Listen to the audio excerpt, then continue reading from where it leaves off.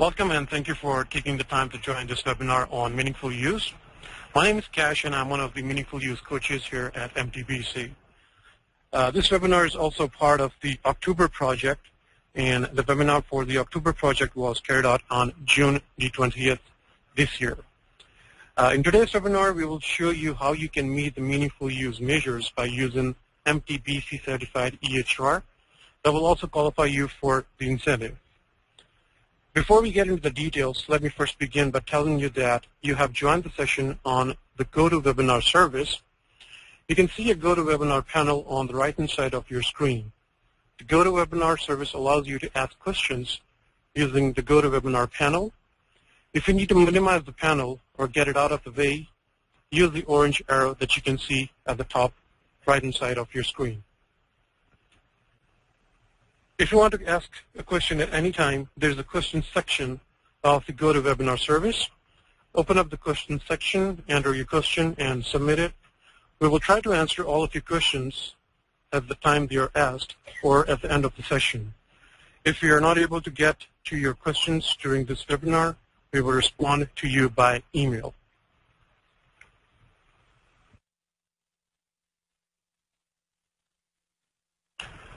Let me also tell you a little bit about MTBC.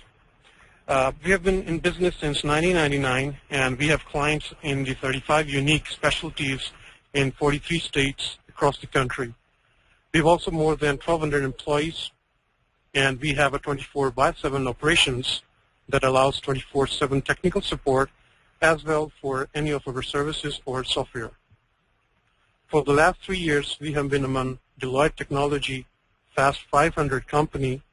This means that we are one of the fastest growing companies in the country, and especially when it comes to healthcare, we are one of the fastest growing companies in our sector. We are a Microsoft certified gold partner. We are an Inc. 500 5,000 company for the last 2 years. All of our softwares and all of our services are SureScript certified. This is for the electronic prescription, and it allows our company and all of our services and applications from EHR to website to iPhone and Android applications to send prescriptions to more than 65,000 pharmacies across the country. And also all of our EHR applications are ONC certified, which means that they are surely helping you to achieve your Meaningful Use incentive.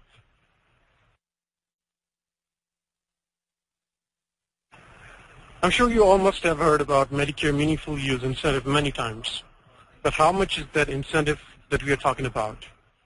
As you may see that the total amount is $44,000, and using our certified EHR, you can qualify to earn a maximum of $44,000 Medicare incentive, but you have to start using it in a meaningful use, in a meaningful use way on or before the October 3rd this year. This is because it is the last year to earn the maximum incentive, and if you further delay it, the maximum amount will be reduced to $39,000 in the year 2013, and finally it will be reduced to $24,000 in the year 2014. Also, it's not only about earning the incentive. Medicare will also penalize eligible professionals if they do not start using certified EHR for the purpose of meaningful use after 2014. So it's important for all the providers to start using certified EHR as soon as possible.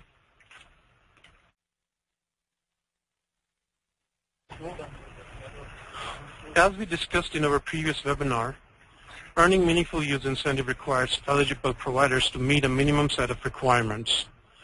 What are these requirements? First of all, you can see on your screen that we have 2 different categories. One of them is core, and the other one is menu. In today's session, we're going to discuss about core, which are also mandatory requirements.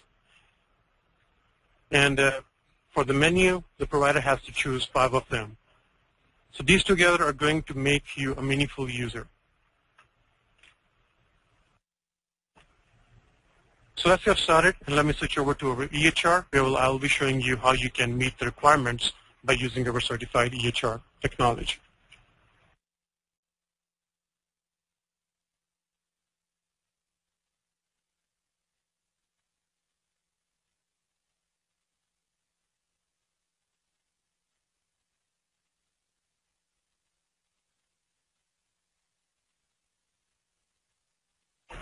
Now you can see our EHR, and the best feature of our EHR is that it has a complete meaningful use calculator which keeps a track of your progress. Now on your screen you can see the 2 points, which are core and menu. And like I said, that in today's session we will be discussing about core points and the core requirements and how you can meet it by using our EHR. So let's get started with first point, which is CPOE for medication orders. That you can see that is C01. And before I get started, let me tell you that a provider has to use this EHR for 90 consecutive days. What we call a meaningful use means that a provider must be using this EHR for 90 consecutive days. The first thing you got to do is that you have to select your 90 days reporting period. Let's suppose my reporting period starts from 1st May till the July 27th.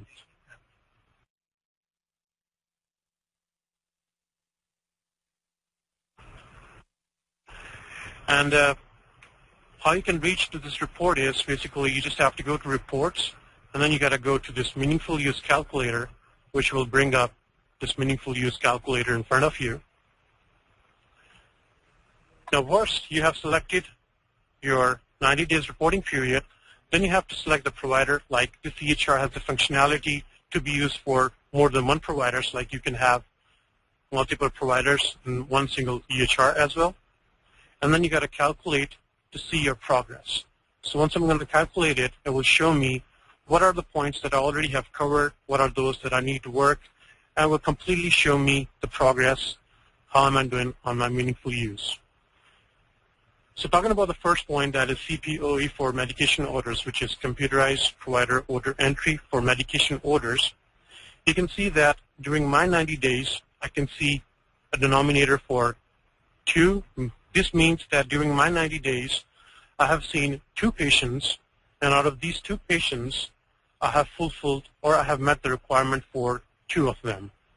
Now the required value or the required requirement for this point was to have more than 30%. So in actual, depending on the patients that you will see, it will just tell you how much you have achieved in terms of this point. Furthermore, if you can proceed to the right-hand side of your screen, you can also see a Details tab, and there will be a question mark next to the details. Now, if you go to your question mark, it's going to tell you what this requirement is all about and how you can achieve that requirement. So over here, it's going to tell you what is the objective, what are the measures, and what is an exclusion. So if you talk about the objective, it says that you have to use computerized provider order entry for medication orders directly entered by any licensed healthcare professional. And the measure is that you should have more than 30% of all unique patients that will have at least one medication in their medication list, or there will be an indication that there is no active medication.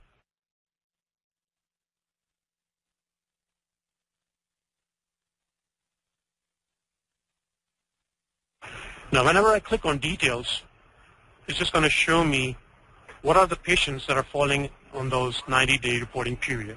So once I click on it, you can see that I have 2 patients that are falling under my 90 days. And for those that I have met the criteria, I can simply check on the box at my right-hand side, or those for which I have not met the criteria, I can click at the right-hand side. So this functionality will be available with all the rest of those measures that we'll be discussing later today.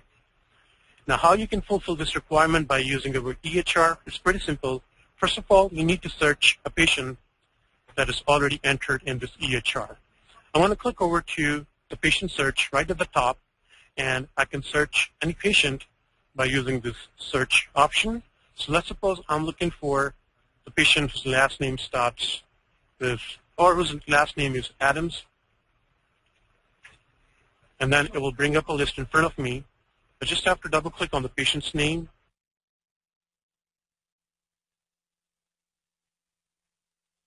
And then you just have to go to the charts where I will be documenting the clinical aspects of this patient. So once I click on the charts, it will give me the details of already existing charts, or if I need to create a new one, I just have to click on the new button.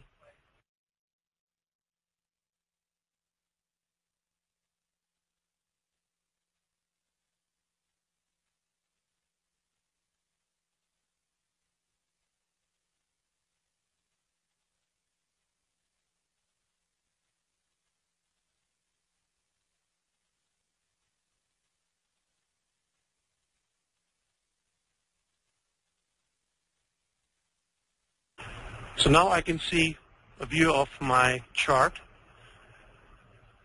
At the left-hand side, you can see a panel, the first one which says reason for visit. I just have to jump down to plan of care, where I can already see the current medications that are already being entered for this patient. I can also switch over to the past ones, or I can see all of them. But in order to document a new medicine, what I have to do is I just have to find an empty medicine space, and I just have to double-click on it.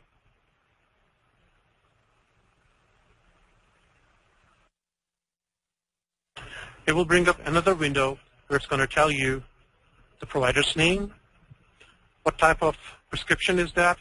So for this point, it's not necessarily to be an e-prescription. I can switch over to just a prescription. There's no need for the pharmacy to be here because we don't need to send it as an electronic prescription. Then finally, I just have to type a medicine. So let's suppose I need to prescribe a Lipitor to this patient. Just going to double-click on this medicine name, and I can even select my SIG. Let's suppose that is 1 tablet daily. I can type in the quantity, the days to supply, any refills. So once I'm done, I just have to click OK right at the bottom. And in this way, this medicine will be entered in the patient's chart. So this is how you can achieve, or this is how you can meet the first point, which was computerized provider order entry for medication orders. Now going down to the second option, which is drug interaction checks. As you can see in the required value, this is, you can clearly see that it says enabled. This means that over here, we're talking about a functionality of this point. So what this functionality is,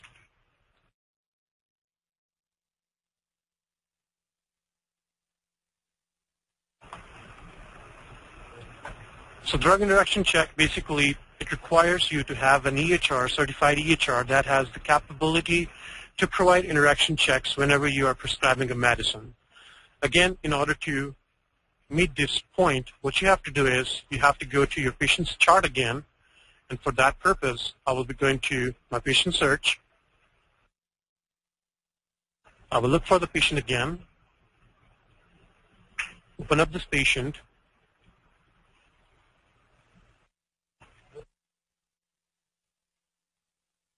then I'll go to the charts,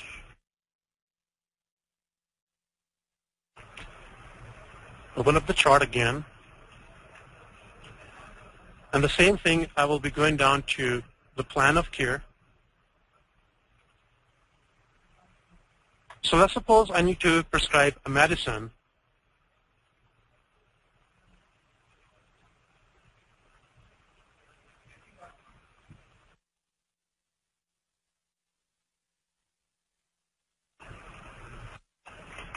So let's suppose this time I'm trying to prescribe penicillins.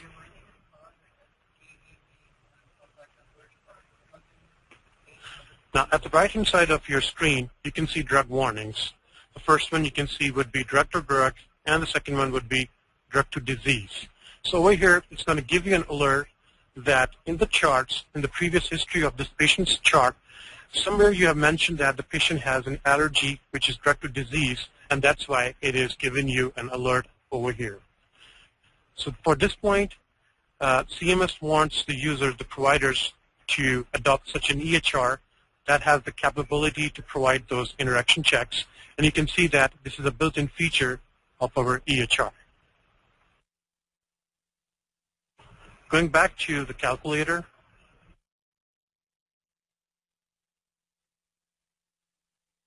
now the third core point that you can see, C03, which is maintain problem list. If I go to the details and if I go to the question mark, it's going to give me whatever the objective is, what are the measures, and if there is any exclusion or not. Depending on the provider's specialty, the doctor may also go for an exclusion, or because maybe some of these points have the possibility for the provider to go for an exclusion in terms of vital signs, in terms of demographics, and so on.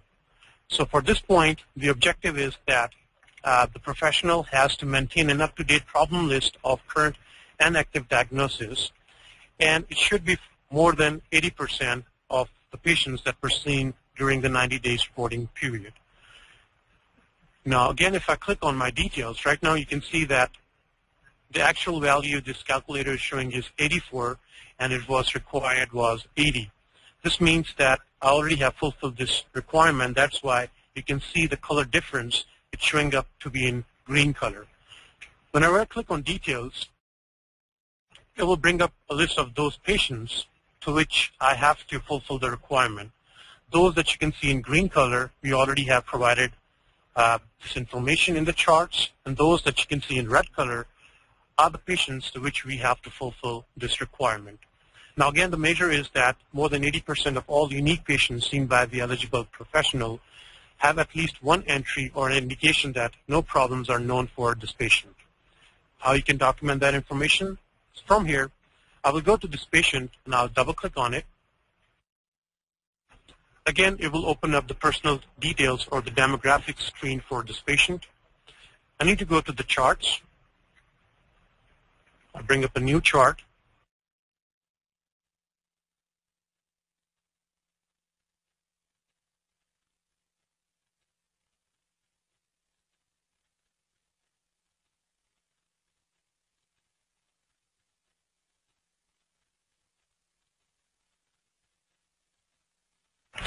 All right, so once I'm in the chart section, I need to go down to Office Tests and Assessments tab that you can see at the left-hand side of your screen. Over here, at the bottom, I can see two tabs. One is Assessments, and the other one is Procedure. So let's suppose I need to document an assessment which is active, which is a known assessment, which is a known problem of this patient. I'll simply click on this diagnosis, and it will bring up my mostly used diagnosis in front of me. So this also depends on any specific field of the provider. So let's suppose I have diagnosed that this patient has this and this as an active. I'll click on OK. And you can see the status is active. Once I'm done, I can simply close this chart. But there was another option which says that either you have to document if a patient has a known problem or an indication that there are no known problems. So for no known assessments, by default, whenever you're going to open up a chart, it will be checked. This means that if there's no known assessments, you don't actually have to click on it again and again. It will be automatically checked in as soon as you create a new chart.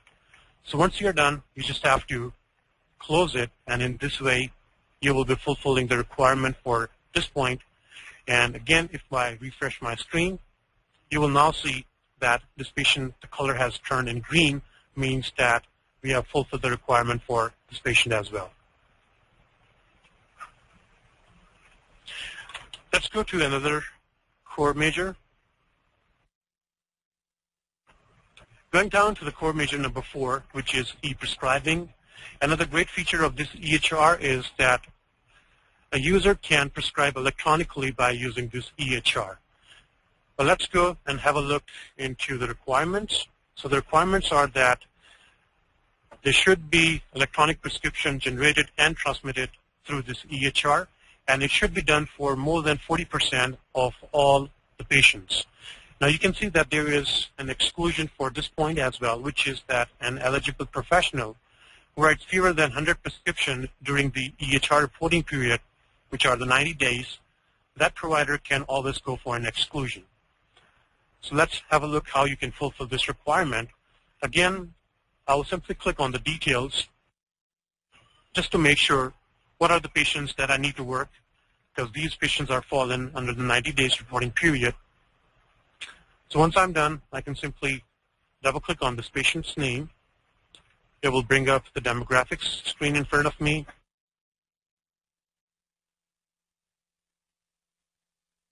Then I'll go to the charts.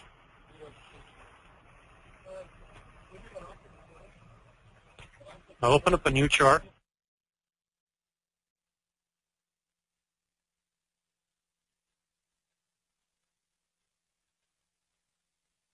And again, in the chart screen, I need to go down to the plan of care option that you can see at the left-hand side of your screen. Once I'm in the plan of care, again, I have to prescribe a medicine. So I'll double-click on the medicine section.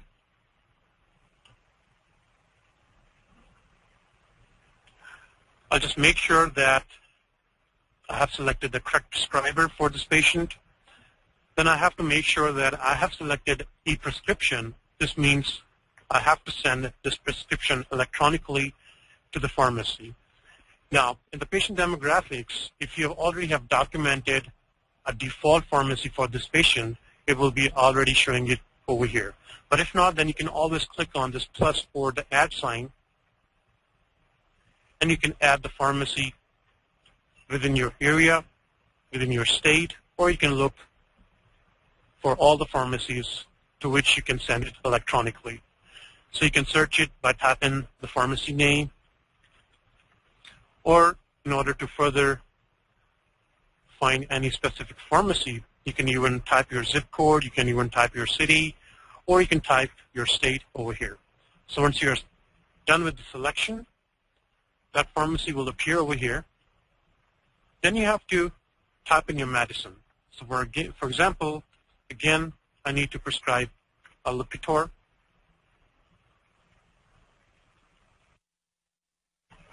Let it be 1 tablet daily, and I just need to provide 90. And once I'm done, what I have to do is I just have to click on OK, and in that way, electronically, that prescription will be sent over to the pharmacy. It will also give you confirmation in a summary way that for this patient, this was the drug that you have prescribed to the pharmacy, and whatever the details would be, you're going to see it right on this screen. So once you're done, you just have to click on OK, and in that way, we will be able to do electronic prescription by using our EHR.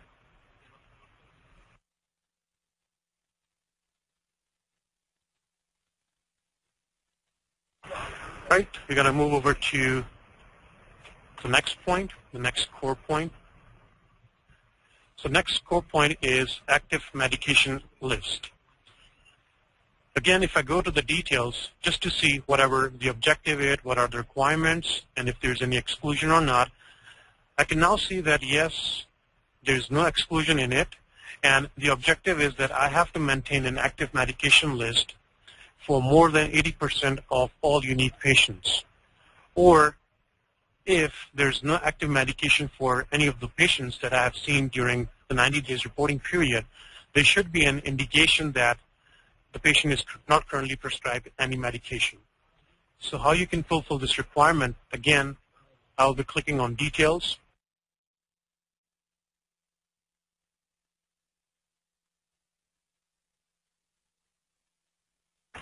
And then you just have to select the patient.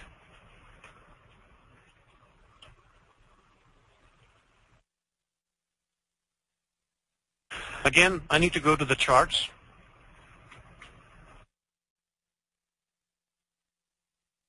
All right, I'll open up the chart for that specific day of service. Again, I will be going to the Plan of Care tab. And like it was mentioned that if there is an active medication for this patient, it should be documented over here. If not, then there should be an indication that there are no known active medicines for this patient. So if I can scroll over to the right-hand side of my screen, I can see an option that says no medicine. So what I have to do is I simply have to check on this box in case if there is no medicine for this patient. There's no active medicine for this patient. But again, if the patient is prescribed any active medications, then what I have to do is I have to simply click on this medicine tab again.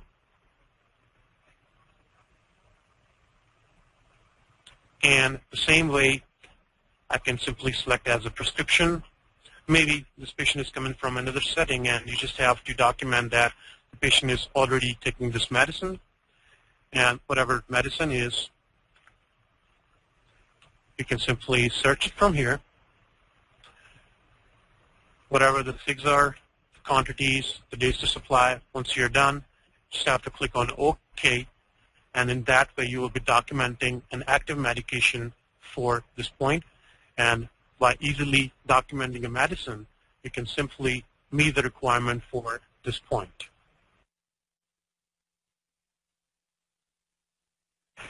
Coming to the next point, which is core number 6, that is medication allergy list. So let's have a look. What are the details? What are the requirements?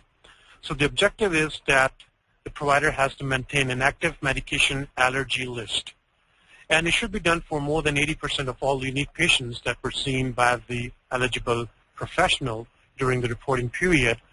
Again, if there are no known active medication allergies, then there should be an indication documented within this EHR that this patient does not have any active allergy.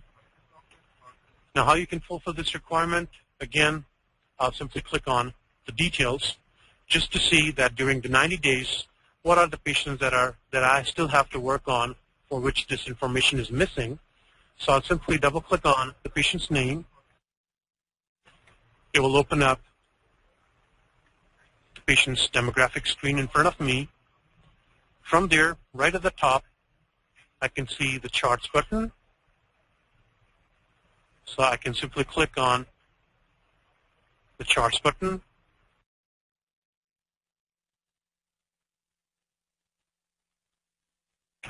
I'll open up the chart.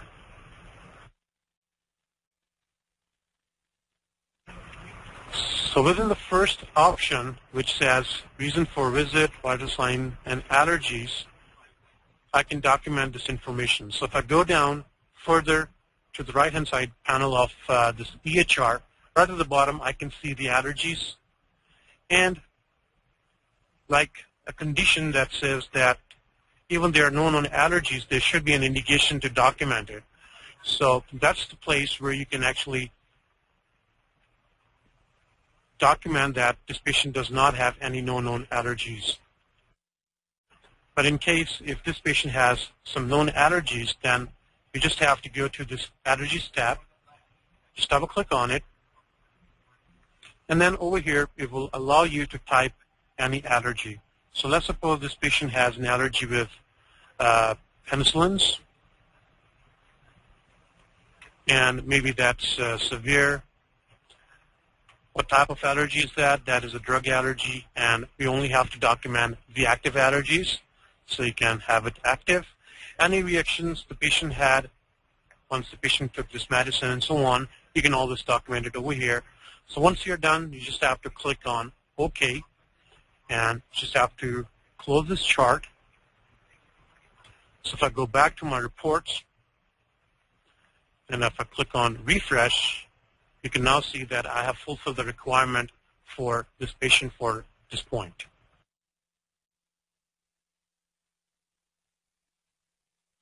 Now the next core measure is measure number 7, which is to record the demographics of patients. Now let's have a look into the details. What CMS wants is that the eligible professionals should be using a certified EHR, and in this EHR they should be documenting these 5 important details in terms of demographics, which are preferred language, gender of the patient, race of the patient, ethnicity, and finally the date of birth. Now how you can document it? Again, if I go to my patient search, or if I click on the details to find out what are the patients that I am missing this information, I can simply double-click on the patient's name. The first screen that shows up would be the demographics screen, the personal details. So over here, I can document it. So in this case, let me just go ahead and create a new patient.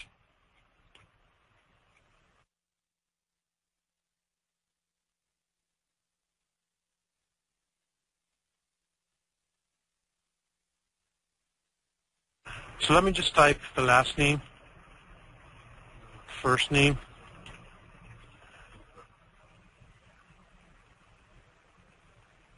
and let me document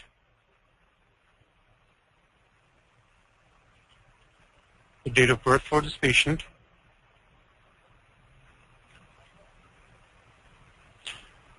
Then we have to document the gender as well. We have to document the race. If the patient is not willing to tell you, then you can simply select the other race. Then we have to document the ethnicity, Hispanic or Latin or non-Hispanic or Latin. Then we have to document the preferred language. So these are the 5 important tabs which an eligible professional must document in order to qualify for this point. It's not like that for maybe 10% of your patients you're only documenting the gender and date of birth, and for 50% of your patients you're documenting the race and others. It's not like that.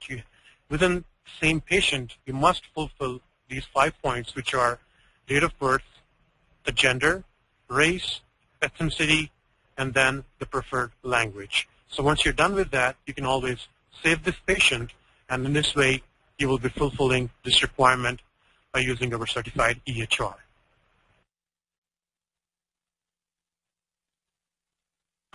Going down to the next core measure, which is measure number 8, that is to record vital signs of your patients. Again, if I go to the details, CMS wants the professionals to document height, weight, blood pressure, BMI, and to plot the growth charts for children aged 2 to 20 years. And this should be done for more than 50% of the unique patients that are aged 2 and over. And you can see that there's also an exclusion, which is that an eligible professional who either see no patients that are 2 years or older, or who believes that all 3 vital signs of height, weight, and blood pressure are of none of their scope of practice, they can always go for an exclusion. Basically, these are the numbers which you can see in terms of denominator and numerator. While you'll be doing an attestation for the incentive, you'll be copying these numbers on the CMS website to provide them that, okay, during your 90 days periods, these were your total patients that were coming under denominator, and out of them, in the numerator, for these many patients, you have fulfilled this requirement. In an actual, whatever the required value is, we should have more than that in order to qualify for this point. So in terms of vital signs, I'll again go to the details to find out what are the patients that are falling under 90 days to which I have to fulfill this requirement. I'll pick one of these patients, simply double-click on it.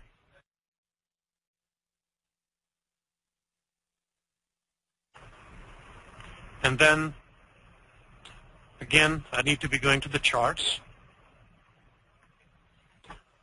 Create a new chart.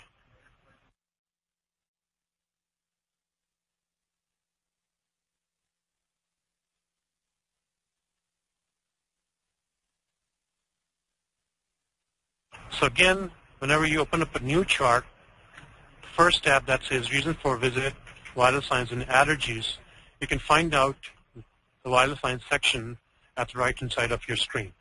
So over here, I can simply document whatever the weight of this patient is. I can also document the height. And automatically, it's going to calculate the BMI for me. I don't have to, calculate it separately. Whenever you type in the weight and height, it will automatically calculate the BMI. Also, I have to document the blood pressure. So let's suppose this patient had 120/80. So once I'm done with that, I can simply close this chart, and whenever I go back to my report, I may now see that I have met the requirement for this patient. So it's in this pretty simple way, you can simply document the vital signs for your patients, and it should be done for more than 50% of the patients that were seen during the 90 days of your reporting period. So going down to the next point, which is core measure number 9, that is to record the smoking status of patients. And again, if I go to the details to see what is the objective, what is the measure, and if there are any exclusions or not, I may now see that I have to record a smoking status for patients who are 13 years or older. And I should be doing it for more than 50% of patients. And if I have a practice that I do not see any patients who are 13 years or older, I can also qualify for an exclusion. Means that I do not have to use this point in a meaningful use way. I can always go for an exclusion.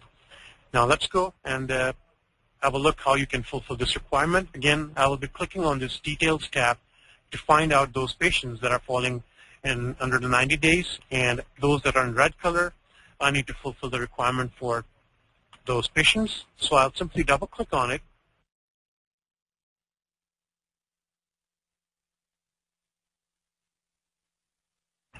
Again, I need to go to the charts,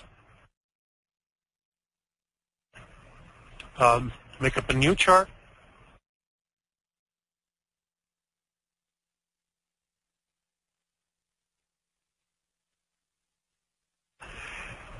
and at the left-hand side where you can see the option that says Social History and Family History, I need to click on that option.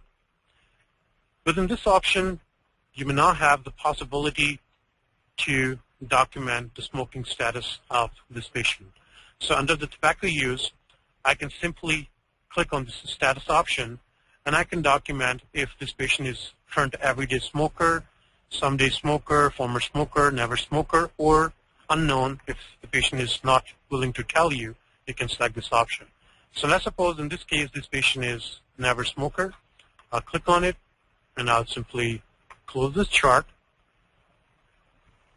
Let me go back to my report to see if I have fulfilled this requirement for this patient or not. So I'll click on Refresh, and now you can see for this patient, this requirement has been met. And in this pretty simple way, you can always meet the requirements for the rest of your patients. And again, you do not have to do it for all of your patients. You only have to do it for more than 50% of those patients that were seen during your 90 days reporting period. That 90 days can be any 90 days, but they should be consecutive. And like we mentioned earlier, that to get the maximum incentive, this is the last year to qualify for the maximum incentive. That will be for $44,000. So if you won't start using it for the next year, it will be $39,000. And again, if you further delay it, you will only get $24,000. And after that, Medicare will start penalizing the eligible professional for not using any certified EHR in a meaningful use way. Going down to another core point, which is core number 10, that is clinical quality measures.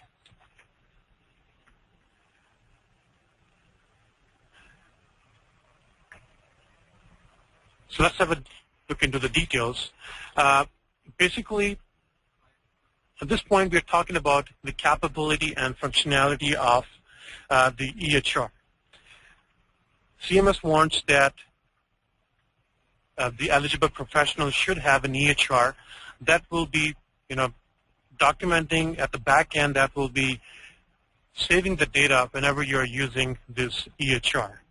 Now, our EHR is able to generate and submit the clinical quality measure information.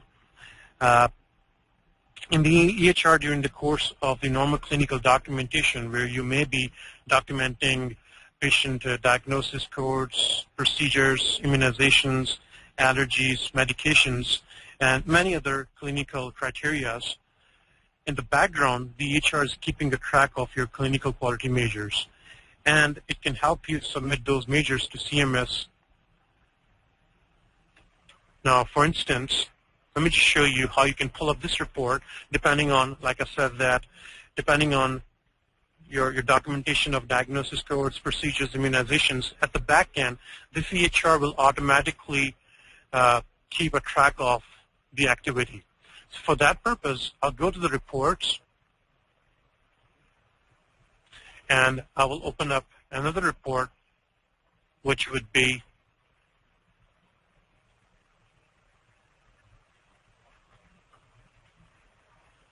the clinical measure reporting. Now over here you can see that there are up to 20 different measures that are being, that the EHR is keeping a track at the background. So depending on diabetes, depending on hypertension, depending on childhood immunizations, asthma, whenever you're documenting any of these in your claims, in your charts, at the back end, the EHR will be documenting this information. So in order to view, you just have to, first of all, select the provider. And so let's go down to this adult whale screening and follow-up. Basically, the rule is that are we documenting BMI information for our patients, then the EHR will keep a track of what percentage of those patients have a BMI that falls outside of a normal range. And also, if a follow-up plan is documented for those patients or not. So if I click on this option, I will then select my 90 days reporting period, which started from May 1st till, let's suppose, July the 27th, and I click on search. So this EHR will basically show you if any of the requirements have been met or not, or depending on your practice, if you are documenting these details, if this EHR has kept a record of that or not. Same goes for diabetes. For instance, high blood pressure control in diabetes. This means that if the patient has diabetes, then the CMS would like to know what percentage of your patients have their blood pressure under control. So again, if I select on this one, I'll simply click on search. And then it's just going to show me if I have met any requirement for this or not. Right, next to it will be this clinical decision support rule, which is core number 11. Now, let's have a look into the details, what the requirements are. The requirements are that you should implement one clinical decision support rule, and that will be relevant to the specialty or high clinical priority along with the ability to track compliance with that rule, and there's no exclusion for that. This means that the eligible professionals should have an EHR that has the capability to create certain clinical decision support rules. Now, throughout the course of your 90 days reporting period, you must simply implement one clinical decision support rule for your entire patient population. For instance, if I open up any patient's chart, I may see some alerts at the bottom of the screen. Now, these alerts are basically those decision support rules which are already pre-populated in the EHR. So if I click on these alerts,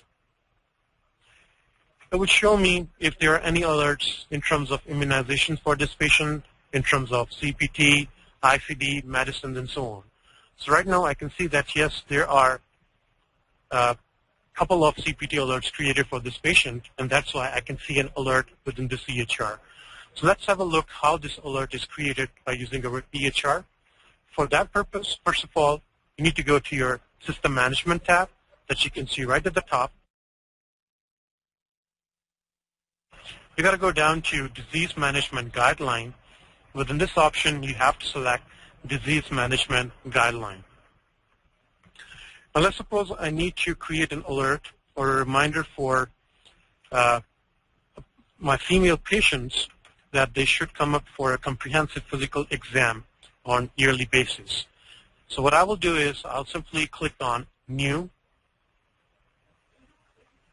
And like I said, that I'm only concerned about the females, so the gender I will select would be female. Age, let's suppose that is greater than 45 years. And then I need to have a procedure, which is a comprehensive physical exam. So I'll simply click on this plus sign, and I can search it by tapping the details.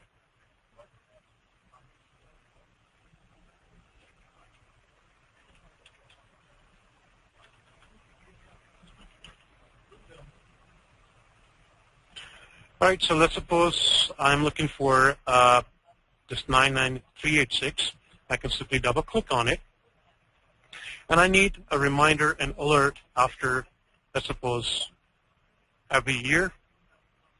And if I need to keep any note, I can always tap in a note, and I can simply save it. So once you have created this alert, whenever you open up a chart for all those patients that are female and whose age is greater than 45 years, in the charts you will see an alert that will be showing that this patient has to come for a comprehensive physical exam. So this was about a functionality of this EHR, that does this EHR has the possibility to create those clinical decision support rules that I already have shown you, that yes, it does have the possibility to create those rules. Going down to another point, which is core number 12, that is electronic copy of health information. And if I go to the details, it will tell me that an eligible professional has to provide patients with an electronic copy of their health information, that is including diagnostic tests results, problem list, medication list, and the medication allergies. And it's only done upon their requests. It should be done for more than 50% of all the patients during the reporting period, and it should be provided within 3 business days. Now you can see there's also an exclusion, which is that an EP that has no request from the patients can always go for an exclusion. Now, the MTBC EHR is directly integrated with MTBC's PHR service, that is Personal Health Record Service. As an MTBC client, we will build, design, and host a website for you and for your patients. So on that website, the patients can access information about your practice, your working hours, your accepted insurances, directions, and many other information that will be important for the patients. Also, through this EHR, what you can do is you can simply generate this report through this EHR, and you can always, give it to the patient by using a secure email, or you can even write it to the CD or a USB. Now, how you can pull this report? All the certified EHR has this continuity of care document option available, means that in a readable format, in a software readable format, you can export the information of any patient that is already in this EHR. So for instance, I'll open up a patient just to make sure if I have sufficient information about this patient. So in the personal details, I may see that, yes, this patient has an insurance listed. This patient also has some health summaries. So what I'm going to do is I'll simply go to the file, I'll go to the continuity of care document, I'll click on export continuity of care document. Now over here, again, you have to select the patient to which you need to export this information. I'll click on export display.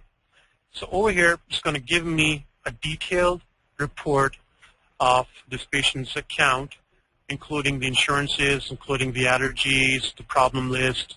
Each and everything would be available over here. Now, like I was mentioning about the Personal Health Record website, within this option, you can upload it to the website, or, like I said, that you can print it out, or you can save it on your computer as a report, and then you can always save it in a CD or a USB, and you can provide it to the patient upon their request. Now, the next point, which is clinical summaries, is almost similar to core number 12. And let's have a look. What are the details?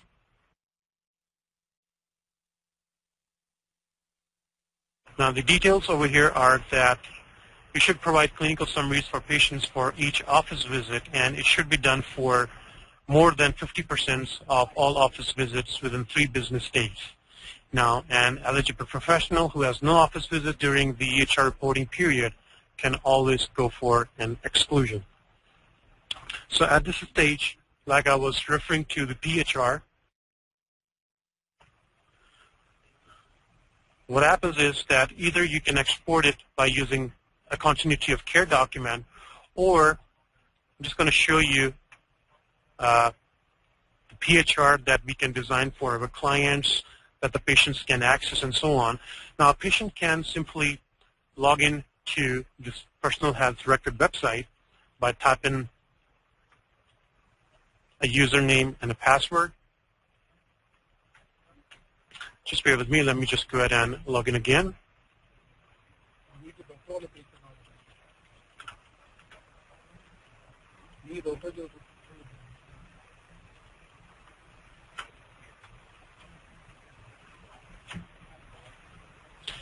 Okay, I'm back on it. So a patient can simply log into this PHR and can view the doctor's information, can make up an appointment, can see what are the insurances that are accepted by that provider. And over here, if the patient needs to go to the health history, from here the patient can see all the assessments, medications, allergies, procedures, and immunizations in terms of their days of service and so on. So in that way, there won't be any need for the office staff or the eligible professional to, print it out from the EHR or to save it on a USB and so on. You can always give the access to any of your patients.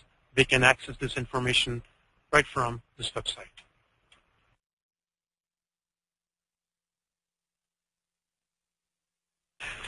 Going to another point, which is core number 14, that is electronic exchange of clinical information.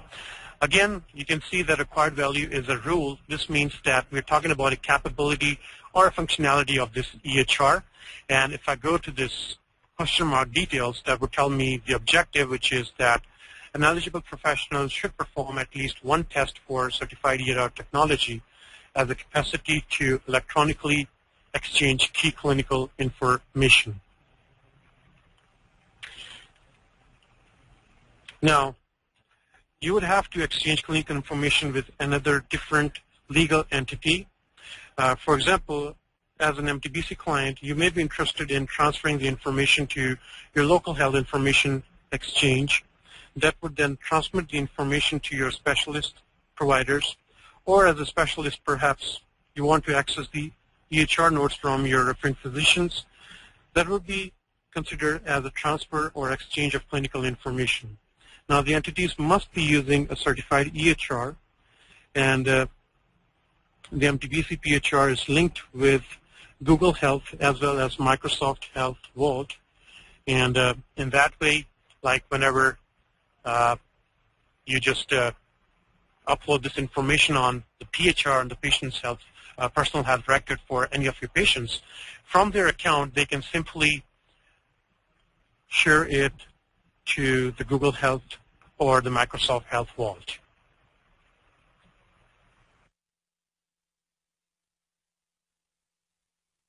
Now, coming to the last point, which is core number 15, the measure number 15, that is protect electronic health information.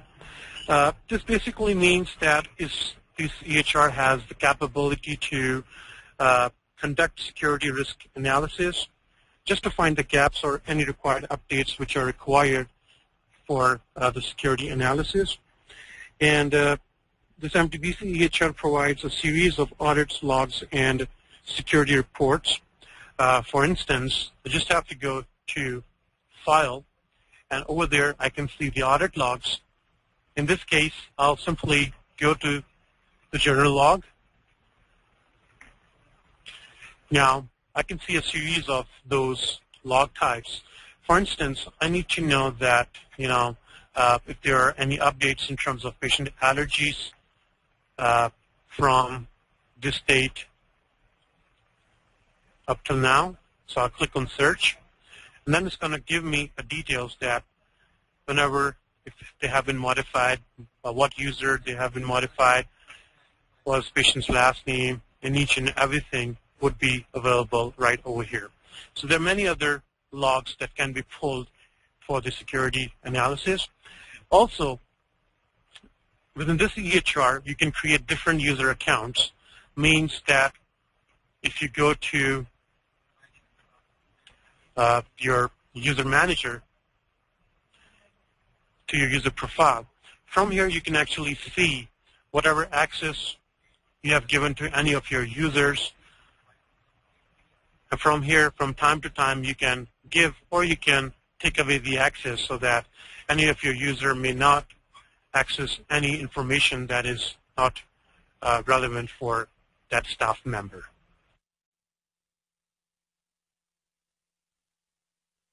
All right, so this was about the core points, how you can achieve, how you can meet them by using our certified EHR technology. And like I said, that in order to get the incentive, you should have a certified EHR, and you should be using it in a meaningful use way by fulfilling these requirements. We're going to have another session that we'll be announcing in later days in which we will be covering the menu points. But right now, since we are coming to the end of this session, if anyone has got any question, I'll give some time. You can now type the questions in the panel that you can see at the right-hand side of your screen. You just have to minimize it, and you may now type the questions, and then we will try to answer as many as we can.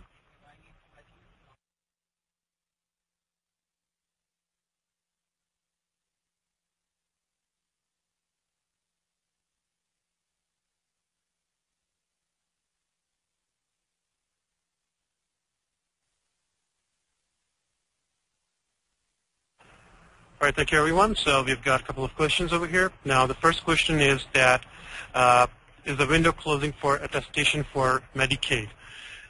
Basically, this webinar was about Medicare, but in terms of Medicaid, for the first year, Medicare just wanted the professionals to have a certified EHR either adopted, implemented, or upgraded. So for the first year, if they have adopted or implemented, then they can simply qualify for the incentive.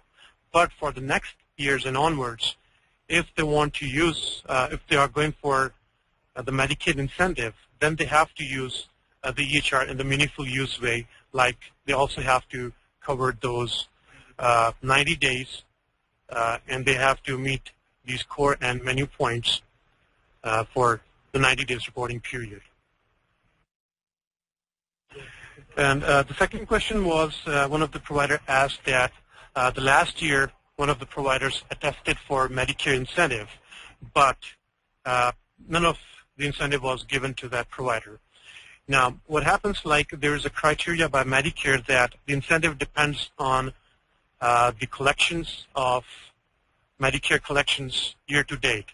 So for instance, if the provider did not have any collections from Medicare, although if the provider has attested, then they're not going to get any incentive for that. Why? Because they should have some amount of collections. Now, normally, for the first year, they're going to get $18,000. That is 75% of $24,000 for Medicare collections.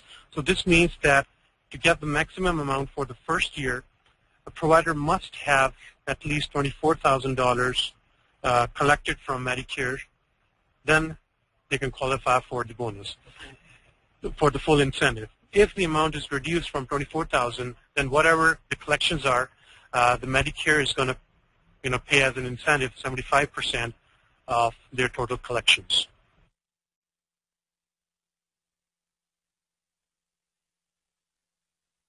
All right. Since we are short of time, I apologize. We cannot answer all the questions during the session since the time is about to end. Now, on your screens, I will like you to please note down our contact details. For Meaningful Use coaches, you will have our contact number and our email address.